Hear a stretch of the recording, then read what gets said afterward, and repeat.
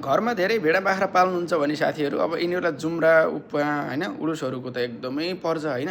त्यो भएर यस्तो किसिमको एउटा टक्क दबाई छर्किने मेसिन ल्याएर साथीहरू यसरी दबाई छर्किदिइसकेपछि तिनीहरूलाई एकदमै राम्रोसँग भित्रभित्र जान्छ क्या। अनि तिनीहरूसँग भएको त्यो उडुसहरू जुम्राहरू सबै मर्छ क्या साथीहरू।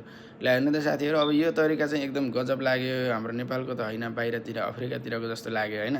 तर साथीहरू उहाँको दिमाग चाहिँ एक नम्बर हो क्या साथीहरू होइन। अब धेरै भेडा बाख्रा पालिसकेपछि सबैलाई एक एक गरेर लगाइदिन त सम्भव हुन्न।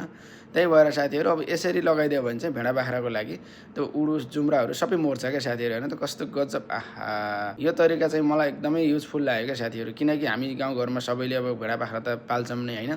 अब भेडा बाख्रा पालिसकेपछि यत्तिको राम्रो व्यवसाय गर्दाखेरि चाहिँ तपाईँको तिनलाई जुम्रा उडुसहरू भनौँ न यस्तै कुराहरूबाट चाहिँ बचाउनको लागि चाहिँ औषधि छर्किनु पर्यो। औषधि छर्किनको लागि चाहिँ यो किसिमको उपाय चाहिँ एकदम युजफुल छ साथीहरू होइन त।